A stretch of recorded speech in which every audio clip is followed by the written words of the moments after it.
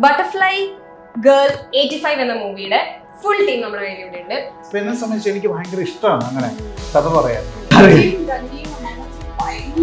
ഭയങ്കര ഫീലാണ്. ഭയങ്കര ഫീൽ. എനിക്ക് 3 ടേക്കിനെ ഞാൻ വരുള്ളൂ. ഓ 3 ടേക്കിനകത്ത് നിങ്ങൾ ഓക്കെ ആക്കണം. ഞാൻ പറയുമേ, ഞാൻ ഇപ്പൊ പറയും. പറയട്ടെ ഇങ്ങനെ പറയട്ടാനോ പൊട്ടിക്ക് തേങ്ങ. എങ്ങനെ സംഭവിച്ചു? അതെങ്ങനെ കേട്ടെ?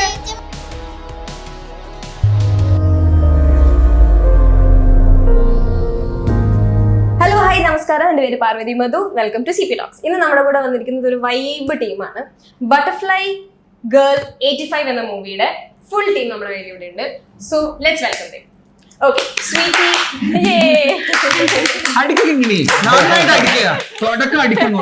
Sweety, Dhanya, Prashanth and Anuprabha, welcome. Thank you. ഒരാളെ മിസ് ചെയ്തു. യെസ്, ഒരാളെ മിസ് ചെയ്തു. മെയിൻ ആളാണ് നമ്മുടെ കിങ്ങിണി അല്ലേ? ഇഷിക ബേബി. യെസ്, ഞങ്ങളുടെ കിങ്ങിണി കുട്ടി. കൂടട്ടെ. യെസ്, ഒന്നുകൂടെ പറ. യെസ്. ഓക്കെ, ശരി. എന്തൊക്കെ, എങ്ങനെയുണ്ട് വിശേഷം? How is the movie stuff going on? Yeah, good. നന്നായി പോകുന്നു ഇപ്പൊ.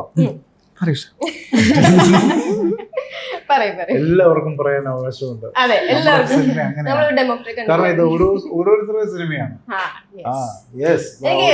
പ്രൈമറിലി ചോദിക്കാനുള്ള ചോദ്യം, what is the relation of this name to the movie? എന്താണ് കണ്ടിട്ട് തോന്നുന്നത്? ആ ടൈറ്റിൽ കണ്ടപ്പോൾ ടൈറ്റിൽ ഒബ്വിയസ്ലി ഒരു ഇൻസ്റ്റഗ്രാം ID പോലെയാണ് തോന്നുന്നത്. But why butterfly and why 85? പറയാൻ പറ്റുമോ? കാരണം ഒരു പ്യൂപ്പ അല്ലെങ്കിൽ ഒരു കൊക്കോണിന്റെ ഒരു ബട്ടർഫ്ലൈ ആയിട്ടുള്ള ഒരു ട്രാൻസ്ഫോർമേഷൻ ആണ് ടോട്ടൽ ഫിലിം.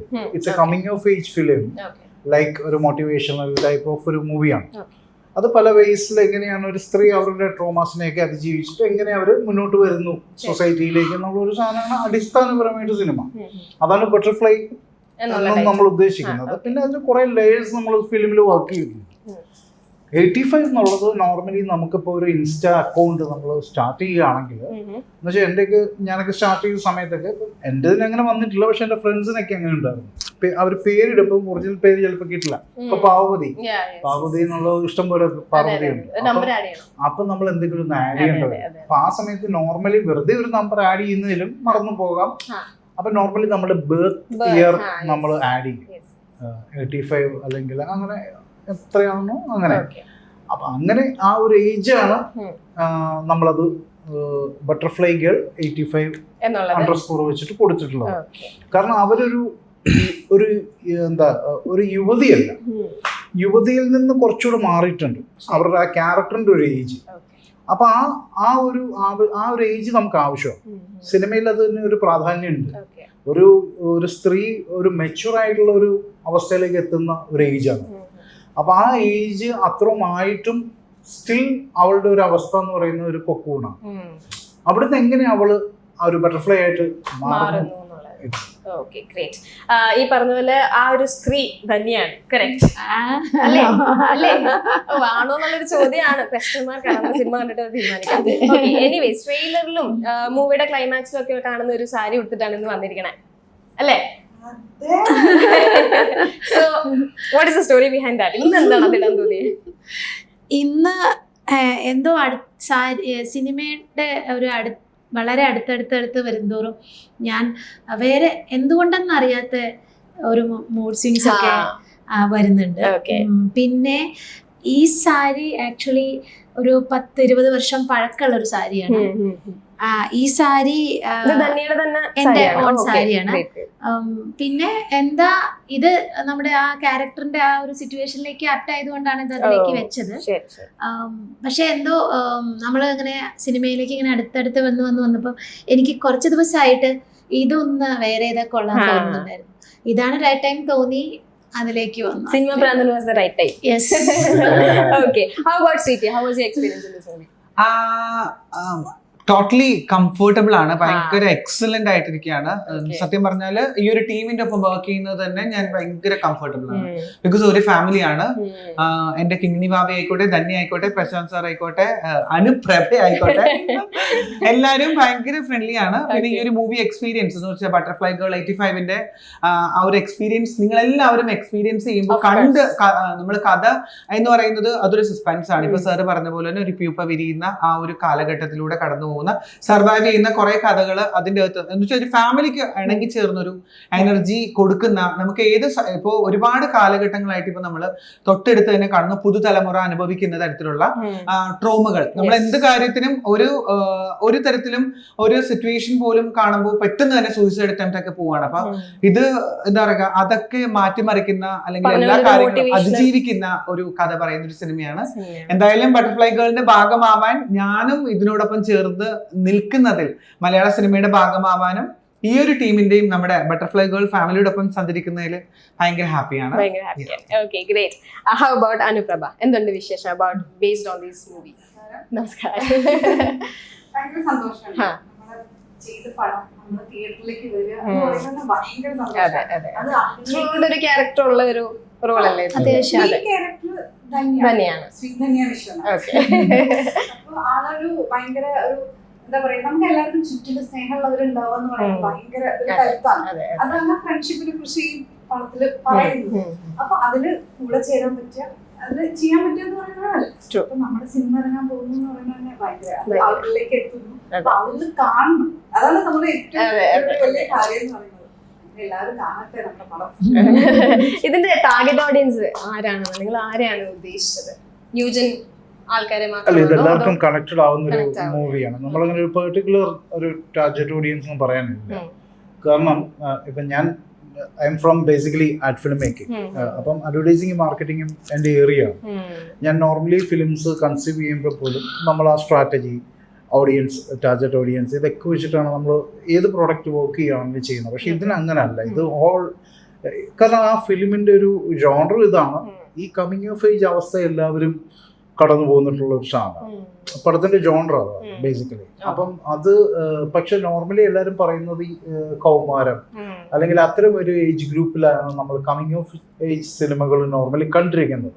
പക്ഷെ ആക്ച്വലി ആ ജോണറിന് അങ്ങനെ ഒരു ഏജ് ഇല്ല എന്നുള്ളതാണ് അതിന്റെ.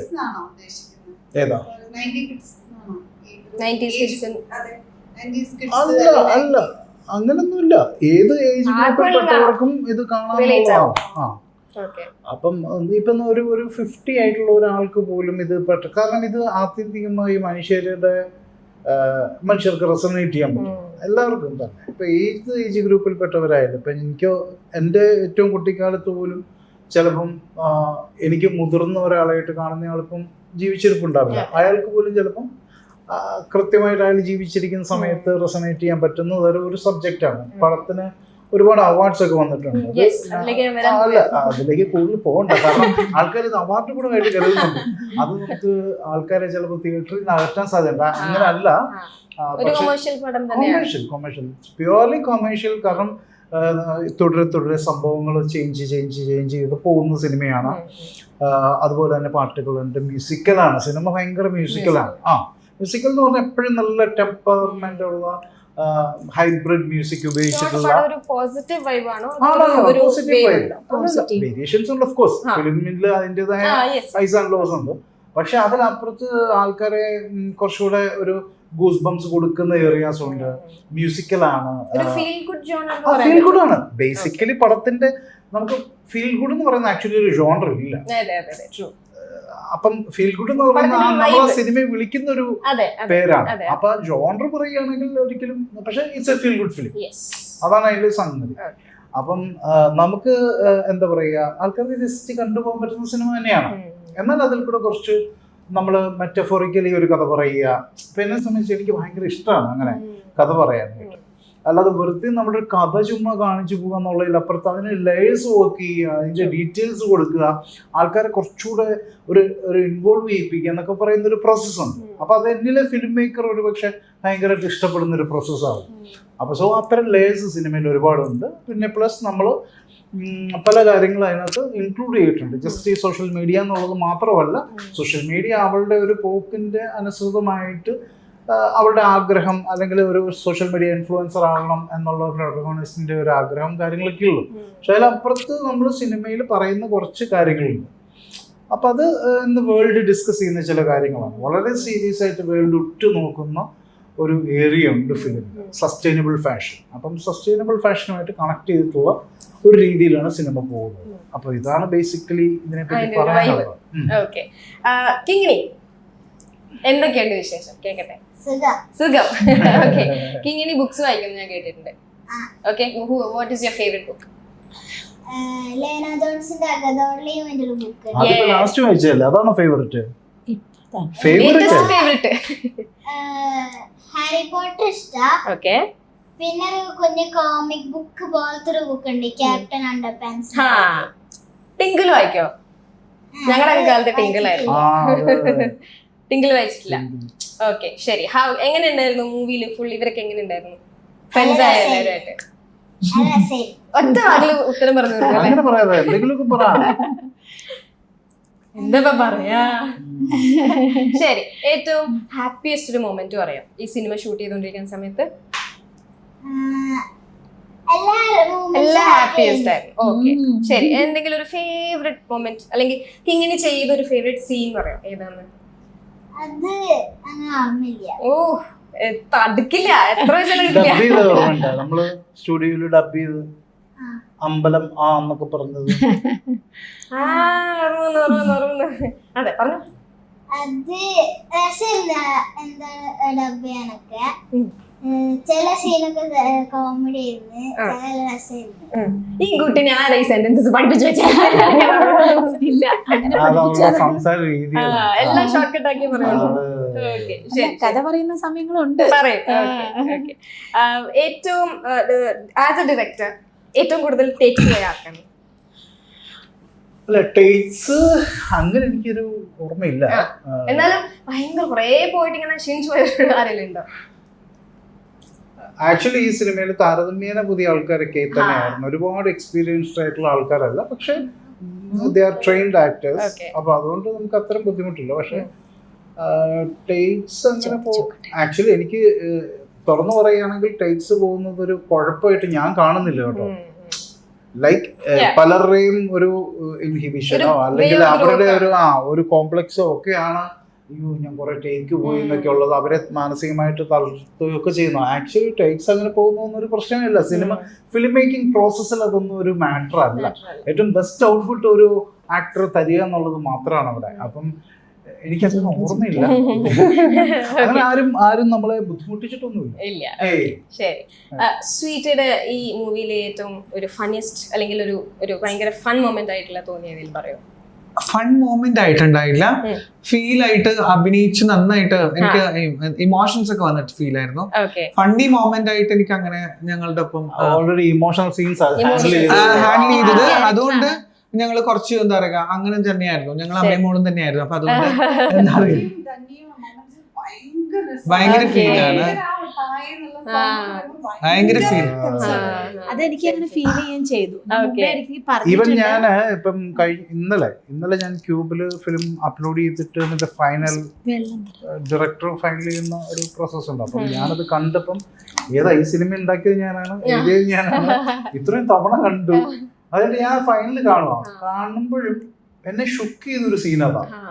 ഭയങ്കരമായിട്ട് ഞാൻ ഒന്ന് വിറച്ചു.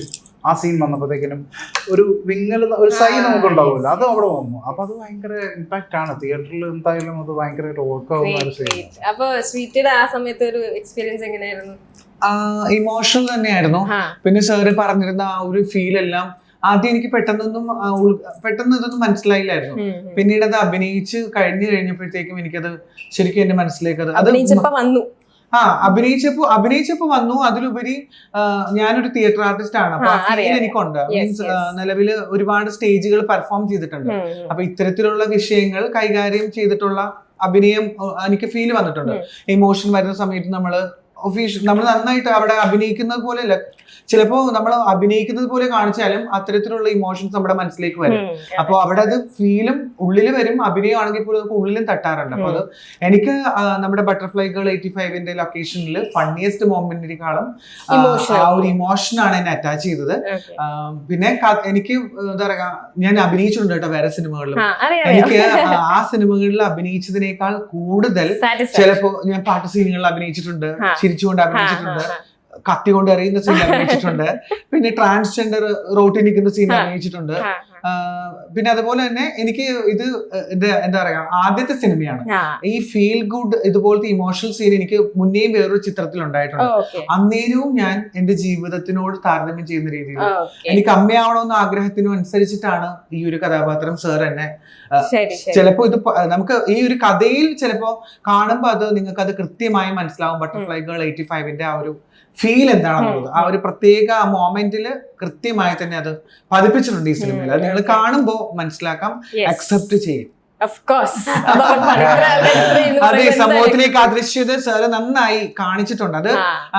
അത് സിനിമ വിജയിക്കാനും അതിലുപരി ഒരു വലിയൊരു മൈനോറിറ്റീസ് ആയിട്ടുള്ള മനുഷ്യരെ ചേർത്ത് നിർത്തലിന്റെയും പ്രതീകമാണ്. ജെൻഡർ അല്ല പറഞ്ഞത്, കഥയിൽ സാറ് കൃത്യമായി ഏതൊരു വ്യക്തിക്കും അവിടെ ആ ഒരു വാത്സല്യം പ്രകടിപ്പിക്കാൻ സാധിക്കുമെന്നുള്ള ആ ടച്ച് ചെയ്തിട്ടുള്ള ഒരു സ്റ്റോറി സാർ അത് വ്യക്തമായി കാണിച്ചിട്ടുണ്ട്. അത് ഏതൊരു അമ്മ മനസ്സിനും ഏതൊരു നന്മയുള്ള മനുഷ്യർക്കും കൃത്യമായി പ്രതിഫലിക്കും. കാണാലോ. എനിക്ക് അവിടെ സംഭവിച്ചത് ഞാൻ പറഞ്ഞിരുന്നു, അതിപ്പം ഇവിടെ പറയേണ്ടി വരികയാണ്. എന്നുവെച്ചാൽ നമുക്ക് ഒരു ഹഗ് ഒക്കെ വളരെയേറെ ഒരു നീഡായി വരുന്ന ഒരു സന്ദർഭമുണ്ട്. ആ ഒരു ചെയ്തുകൊണ്ടിരിക്കുന്ന സമയത്ത് ഞാനും വല്ലാതെ എക്സോസ്റ്റ് ആയിപ്പോയി. എനിക്ക് ആ സമയത്ത് സ്വീറ്റി ആയിട്ട് ഒരു അമ്മയുടെ ഫീൽ തരുന്നതാണ് ക്യാരക്ടറിൽ. പക്ഷെ പേഴ്സണലി എനിക്കത് ഒരു നീഡായിരുന്നു. എനിക്കിപ്പോഴും ആ ഒരു ഫീൽ ഉണ്ട്. ഞാൻ ആ സ്വീറ്റിയും ഞാനുമായിട്ട് ഒന്ന് ഹഗ് ചെയ്യുന്ന ഒരു സീക്വൻസിൽ ആ ഒരു ഹഗില് അത്രയും കംഫർട്ടും എനർജിയും, ഞാൻ കൂളായി. ആ ഒറ്റ ഹഗില് ഞാൻ കൂളായി. അത് ആ ഫീൽ എനിക്കിപ്പോഴും എല്ലാവരിൽ നിന്ന് കിട്ടുന്ന ഒരു കാര്യമല്ല. അല്ല, അത് ആ സമയത്ത് അതൊരു നീഡ് കൂടി ആയിരുന്നു. അത് ഒരു വല്ലാത്തൊരു ബോണ്ടിങ്. ഹഗ് എന്ന് പറയുന്നത് ഭയങ്കര ഇമ്പോർട്ടന്റ് ഫാക്ടർ. ഈ പറഞ്ഞ പോലെ എല്ലാവരിൽ നിന്നും നമുക്കത് കിട്ടില്ല. എല്ലാവർക്കും എല്ലാവരിൽ നിന്നും കിട്ടില്ല. ചില ആൾക്കാരിൽ നിന്ന് മാത്രം കിട്ടുന്ന ഒരു കംഫർട്ടാണ്. സ്വീറ്റി ഇപ്പൊ നേരത്തെ പറഞ്ഞ പോലെ ട്രാൻസ്ജെൻഡർ ആയിട്ടും അഭിനയിച്ചിട്ടുണ്ട്. ഇന്നിപ്പോ നമ്മുടെ മലയാള സിനിമയിൽ ട്രാൻസ്ജെൻഡറിന്റെ ക്യാരക്ടേഴ്സ് വരുന്ന പോലും ആൾക്കാരെ ട്രാൻസ്ജെൻഡറായി, ഒരു സിസ്ജെൻഡറായ ഒരാളെ ട്രാൻസ്ജെൻഡറായി കാണിക്കുന്ന ഒരു രീതിയുണ്ട്. സോ ഇപ്പൊ അത് മാറി വരുന്നുണ്ട് എന്ന് അങ്ങനെ തോന്നുന്നുണ്ടോ? സ്വീകാര്യതയുണ്ട്, ഒരുപാട് അക്സെപ്റ്റൻസ് ഉണ്ടല്ലോ. അതാണ് ഞാൻ പറഞ്ഞ മുൻകാലങ്ങളിൽ അപേക്ഷിച്ചുകൊണ്ട് ദൃശ്യത ഒരുപാട് നേടിയെടുത്തിട്ടുണ്ട്. അതിന് വേണ്ടിയിട്ടാണ് ഇപ്പൊ ഇന്നലെ ആറ്റുകാലമ്മയുടെ പൊങ്കാലയുടെ ഇടയിൽ പോയിരുന്നു ഞങ്ങളുടെ സ്വന്തം മൂവി പ്രൊമോഷന് വേണ്ടിയിട്ട്. തിരക്കുകൾ കൊണ്ട് ഞങ്ങൾക്ക് എല്ലാവർക്കും കൂട്ടി ആറ്റുകാലമ്മയുടെ അനുഗ്രഹം ഞങ്ങൾ വാങ്ങി, എല്ലാവരും പൊങ്കാലയിട്ടു തന്നെയായിരുന്നു. അപ്പൊ മൂവിയുടെ പ്രൊമോഷൻ സമയത്തും ഞങ്ങൾ ആറ്റുകാല പോയത് അതിന് വേണ്ടിയിട്ടാണ്. അപ്പൊ അമ്മയുടെ അനുഗ്രഹം കൂടി വാങ്ങിക്കാൻ എന്ന് വെച്ചാൽ ഞങ്ങൾ എല്ലാവരിലും പ്രതീക്ഷ, ഇപ്പൊ തന്നെ പറഞ്ഞ പോലെ സാറ് പറഞ്ഞതുപോലെ ഞങ്ങൾക്ക് ഒരു ഐശ്വര്യം ഉണ്ടാവണേന്ന് പ്രാർത്ഥിച്ചിരുന്നു. അതുപോലെ തന്നെ പൊങ്കാലയിട്ട സമയത്തും അവിടെ ഒരുപാട് അമ്മമാര് ഞങ്ങളുടെ ചുറ്റും ഉണ്ടായിരുന്നു. ഈ ഒരു അക്സെപ്റ്റൻസിന്റെ കാര്യം പറഞ്ഞപ്പോ എന്റെ ആദ്യത്തെ കന്നിപ്പൊങ്കാലയായിരുന്നു. അപ്പൊ ഞാൻ അവിടെ ഉണ്ടായിരുന്ന എല്ലാ അമ്മമാരോടും പറഞ്ഞു, കുറെ ആൾക്കാർക്ക് അറിയാം, എല്ലാവർക്കും തന്നെ അറിയാം എന്നെ. എല്ലാവരും ഒന്ന് ഫോട്ടോ എടുത്ത് മോളെ എന്നൊക്കെ പറഞ്ഞിട്ട്. അപ്പൊ ഞാൻ എല്ലാവരോടും പറഞ്ഞു ഞങ്ങളുടെ സിനിമ റിലീസ് ആവണം. അപ്പൊ അവർക്ക് അറിയത്തില്ല എന്താണ്, എങ്ങനെയാണ് റെസ്പോണ്ട് ചെയ്യേണ്ടത്. അപ്പൊ മുതിർന്നവരും അല്ലാത്തവരും ഒക്കെ ഉണ്ടായിരുന്നു. അപ്പൊ ഞാൻ എല്ലാവരോടും പറഞ്ഞു ഞങ്ങളുടെ സിനിമ റിലീസ് ആവുകയാണ്. അപ്പൊ അക്സെപ്റ്റൻസ് അവിടെ മുൻകാലങ്ങളെ അപേക്ഷിച്ചിട്ട് എനിക്കറിയത്തില്ല. ഞാനൊരു ക്രിസ്ത്യൻ എന്താ പറയാ ഓർത്തഡോക്സ് ഫാമിലിയിൽ നിന്ന് വരുന്ന ഒരു വ്യക്തിയാണ്. എനിക്കറിയില്ല എന്തൊക്കെ ആചാരങ്ങളാണ് എങ്ങനെയാണെന്നൊക്കെ ഉള്ളത്. അപ്പൊ ഓരോ അമ്മമാരും ഭയഭക്തിയോടുകൂടി തന്നെയാണ് ഞങ്ങളെ ഈ തീ എങ്ങനെ അടുപ്പിലേക്ക് പകരണം, എങ്ങനെ അവിടെ മുട്ടിൽ നിന്നിട്ട് ചെയ്യാൻ പാടില്ല, അതൊക്കെ പറഞ്ഞ് മനസ്സിലാക്കി തന്നു. അതൊക്കെ വലിയ അക്സെപ്റ്റൻസ് ആണ്. അതുപോലെ തന്നെ സിനിമാ മേഖലകളിലും ഇത്തരത്തിലുള്ള ഒരുപാട് സ്ഥലങ്ങളിലേക്കും നിയമപരമായിട്ടും കായികപരമായിട്ടും ഇങ്ങനെയുള്ള വിവിധ തരം മേഖലകൾ ഞങ്ങൾ അക്സെപ്റ്റ് ചെയ്യുന്നുണ്ട്. അപ്പൊ അതുകൊണ്ട് ഈ സിനിമയിലും എന്നെ ട്രാൻസ്ജെൻഡർ ആയിട്ടൊന്നും അല്ല ഇവര് കൺസിഡർ ചെയ്തിരിക്കുന്നത്. Gender is doesn't matter. അപ്പോ ഇവിടത്തെ ആ ഒരു അക്സെപ്റ്റൻസും സിനിമയുടെ ഭാഗത്തും എന്നെ വളരെ നന്നായിട്ടാണ് അവര് ചെയ്തിരിക്കുന്നത്. അപ്പൊ അത് മാറ്റങ്ങളാണ് ഞങ്ങൾ കൊണ്ടുവന്നിരുന്ന ഒരുപാട് മാറ്റങ്ങളാണ്, വലിയ മാറ്റങ്ങളാണ്. അതൊരു തുടക്കം തന്നെയാണ് ബട്ടർഫ്ലൈ ഗേളിന്റെ 85. ഞാൻ ശരിക്കും പറഞ്ഞാൽ അഭിനയിച്ച ആദ്യ സിനിമയാണ് ബട്ടർഫ്ലൈ ഗേൾ 85. പക്ഷേ ബാക്കി മുന്നേ അഭിനയിച്ച 3 സിനിമകളും റിലീസായി. ഞങ്ങളുടെ സിനിമയ്ക്ക് കുറച്ച് നമ്മുടെ എല്ലാ പ്രശ്നങ്ങളും ഒക്കെ ഉണ്ടാവില്ല, അതിന്റെ ടെക്നിക്കൽ ടീമുകൾക്കും അങ്ങനെയുള്ള കുറച്ചല്ലേ നമ്മുടെ പ്രശ്നങ്ങളൊക്കെ. അത് മാത്രമല്ല ഇത് ഫെസ്റ്റിവൽ റണ്ണിലായിരുന്നു കുറച്ചാള്. ഒരുപാട് ഫെസ്റ്റിവൽസ് പോയി, കൊട്ടക്കണക്കിന് ആദ്യമൊന്നും നമ്മളിത് അങ്ങനെ വിടണ്ടെന്നൊക്കെ അങ്ങനെ കുറച്ച് ഫെസ്റ്റിവൽസ് ഒക്കെ പോയിട്ട് നമുക്ക് റിലീസ് പോവാം. അന്ന് വളരെ അനുകൂല സാഹചര്യങ്ങളും ഒക്കെ ആയിരുന്നു. അപ്പം നമ്മളിത് ഫെസ്റ്റിവൽസ് വിട്ടു തുടങ്ങിയപ്പം അത്യാവശ്യം അവാർഡ്സ് വന്നു തുടങ്ങി. അപ്പൊ ഇത് ഈ സിനിമ കൃത്യമായിട്ട് വർക്ക് ആവുന്നുണ്ട്, ഇതിന്റെ ഒരു നമ്മൾ ഉദ്ദേശിക്കുന്ന ഏരിയ ഭയങ്കരമായിട്ട് ഗ്ലോബൽ അറ്റൻഷൻ കിട്ടുന്നുണ്ടെന്ന് നമുക്ക് മനസ്സിലായി. അങ്ങനെ ഞങ്ങൾ കൂടുതൽ ഫെസ്റ്റിവൽസിലേക്ക് ക്യൂറേറ്റ് ചെയ്ത് അജയ് പുറകിലിരിപ്പുണ്ട്. അപ്പം അജയ് ഒക്കെ ഇത് അജയ് ലിനോയ് ഇവർ രണ്ടുപേരും നമ്മുടെ സുഹൃത്തുക്കൾ തന്നെയാണ്. അവർ ഇത് ക്യൂറേറ്റ് ചെയ്തു, നല്ല ഫെസ്റ്റിവൽസ് അവരെ ചൂസ് ചെയ്ത് വന്നു. അപ്പൊ അങ്ങനെ നമ്മൾ ആ രീതിയിൽ കുറച്ച് റൺ പോയി. അപ്പൊ അതിനുശേഷം പിന്നീട് റിലീസ് ചെയ്യാം എന്നുള്ളൊരു പ്ലാനിലേക്ക് വരികയായിരുന്നു. ആ സമയത്ത് കുറച്ച് സിറ്റുവേഷൻസ് ഒക്കെ സിനിമ റിലീസ് ചെയ്യാൻ തക്ക സിറ്റുവേഷൻസ് അല്ലായിരുന്നു ഇവിടെ ഇൻഡസ്ട്രിയിൽ. അതിൻ്റെതായ ചെറിയ ചെറിയ ഗ്യാപ്പുകൾ വന്നിട്ടുണ്ട്. സോ ലാസ്റ്റ്ലി ഇപ്പം 6-ാം തീയതി റിലീസ് വരെ എത്തി. എല്ലാത്തിനും അതിൻ്റെതായ സമയമുണ്ട്. ഓക്കെ, കമ്മിങ് ടു ധന്യയുടെ ഇപ്പോഴത്തെ ഒരു അറ്റയറും ആ മൂവി സോങ്സിലും ഒക്കെ ഉള്ള ഒരു അറ്റയർ കംപ്ലീറ്റ്ലി ഡിഫറെന്റ് ആണ്. ഹൗ ഇസ് ധന്യ എന്ന പേഴ്സൺ? ഇതാണോ അതാണോ? ഞാനിതാണ്, അതാണ് ക്യാരക്ടർ. എന്തെങ്കിലും റെസൊനൻസ് തോന്നിയിട്ടുണ്ടോ ആ ക്യാരക്ടറിനോട്?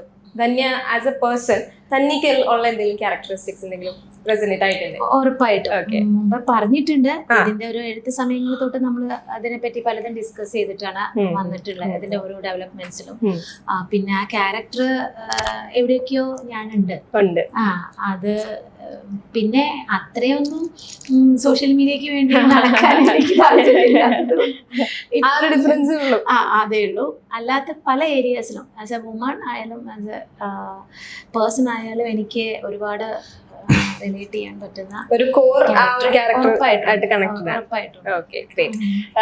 അനുപ്രഭയിലേക്ക് വരുമ്പോൾ, അനുപ്രഭ ഈ പറഞ്ഞ ഈ ഇരിക്കുന്ന ഇത്രയും ആർട്ടിസ്റ്റുകളെ പോലെ തന്നെ ഒരുപാട് മൂവീസ് അഭിനയിച്ച ഒരു ആർട്ടിസ്റ്റ് ആണ്. അപ്പം what was the main difference U felt here?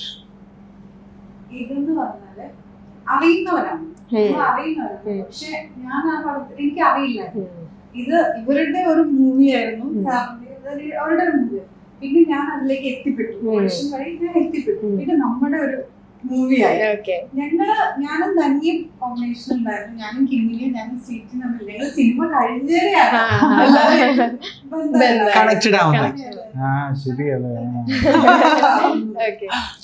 എനിക്ക് അത് നമ്മളൊരു ചിൽ ഫ്രണ്ടാണ്. എനിക്കതൊരു ഒരു പോസിറ്റീവ് ഫ്രണ്ടാണ്. അതെനിക്ക് ഭയങ്കര സന്തോഷമുണ്ട്. പോസിറ്റീവ് ആക്കാൻ കഴിയാന്ന്. അതെ, ഡെഫിനറ്റ്ലി. ഈ ക്യാരക്ടറിനെ കുറിച്ച് എന്താണ് പറയാനുള്ളത്? എങ്ങനത്തെ ഒരു വൈബാണ്? അതെ, വളരെ പോസിറ്റീവായിട്ട്, വളരെ ചില്ലായിട്ട്, നമുക്ക് ഒരു പേഴ്സൺ ആണ്. പിന്നെ ഡയറക്ടർ വിഷ്ണുണ്ട്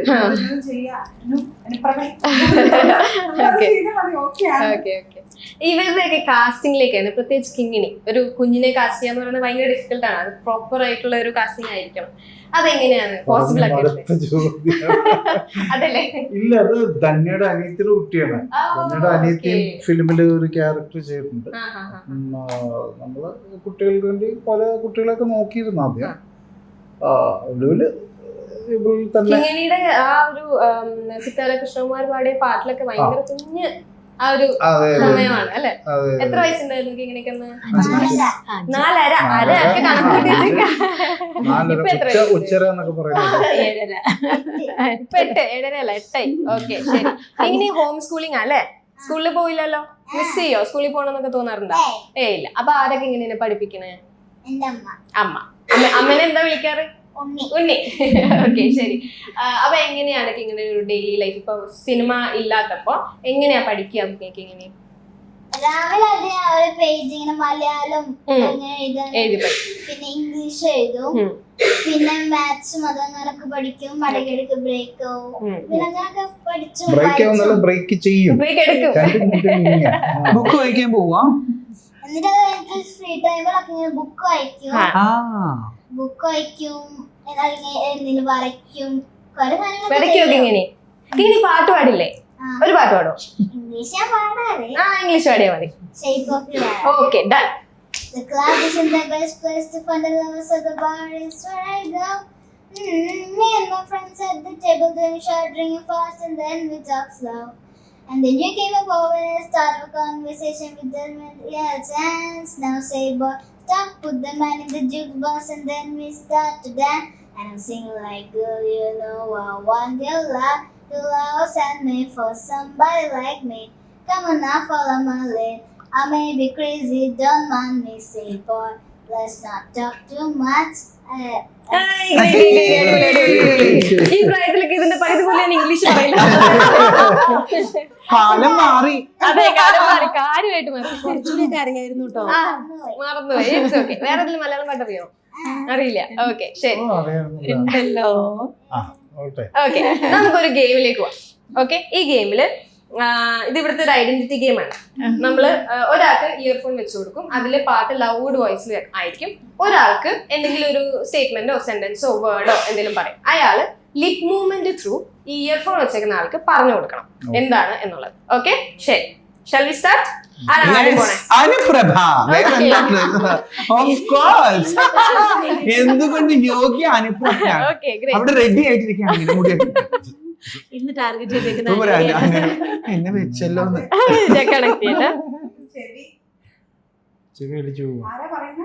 ഞാൻ അതെ അനു വിളിച്ചോ?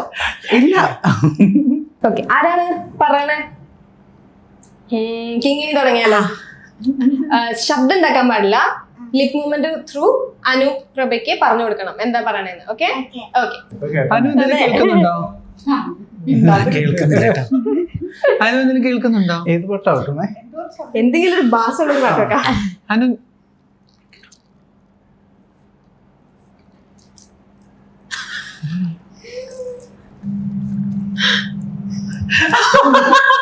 അപ്പൊ എല്ലാം പോയി ശരിക്കും. ഇല്ല, അവിടെ പാട്ട് സെറ്റായില്ലേ? വെച്ചിട്ടില്ല. ഇപ്പൊ കേൾക്കില്ലല്ലോ? പക്ഷെ എനിക്കിവിടെ കേൾക്കാം. കേൾക്കുന്നുണ്ടോ? ഒന്നും കേൾക്കുന്നില്ലല്ലോ. ഓക്കെ, ഇനി കൂട്ടാനോ? കൂട്ടാലോ?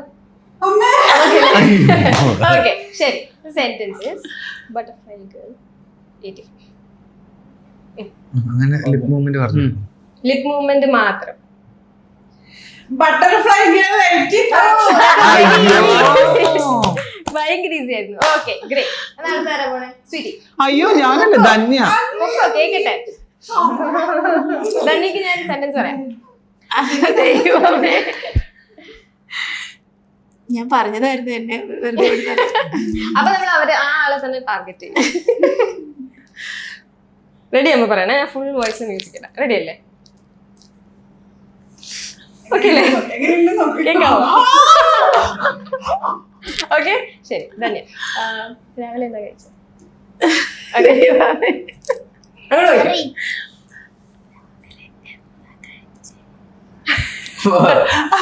ഞാൻ പറയുമേ, ഞാനിപ്പൊ പറയും. പറയട്ടെ ഇങ്ങനെ പറയട്ടെ അനു. പൊട്ടിക്ക് തേങ്ങ. രാവിലെ എന്താ കഴിച്ചേ?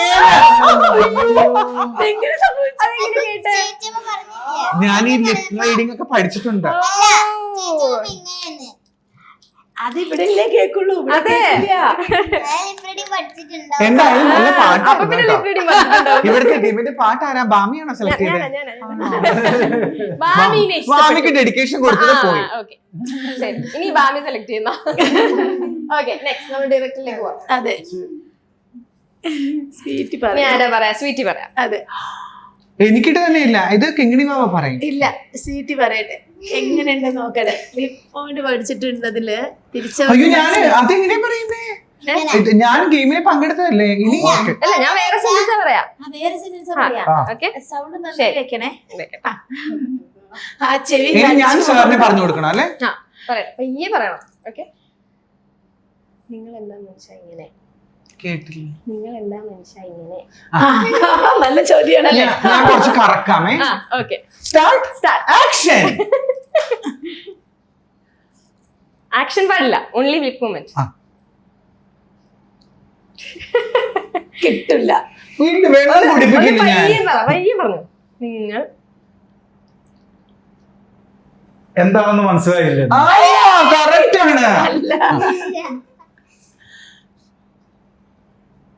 ഒന്നുകൂടെ ഒന്ന് ഞാൻ വൈഡ് അഭിനയിക്കട്ടെ, പറഞ്ഞു. അഭിനയിക്കട്ടെ. നിങ്ങൾ എന്താ അങ്ങനെ പറഞ്ഞു. അതന്നെയായിട്ട് എനിക്ക് തോന്നുന്നു. ഒന്നുകൂടെ പറഞ്ഞു നോക്കിക്കോ. ഓ, എക്സ്പ്രഷൻ. എന്താ താമസിച്ചത്? അന്ന് ഒന്നുകൂടി ഒന്നുകൂടി ഒന്ന് വൈഡ് ഓപ്പൺ ആക്കി പറഞ്ഞു. എന്തിനാ?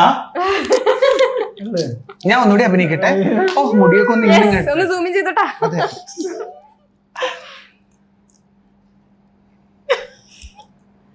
ദിവ ഓക്കെ ശരി, ഓപ്പൺ ചെയ്തോ. നീ പറ. നിങ്ങൾ എന്താ മനുഷ്യ ഇങ്ങനെ? Okay. ഇനി കിങ്ങിണി വെച്ചോ, എന്നിട്ട് ഡയറക്ടർ സർ പറയട്ടെ.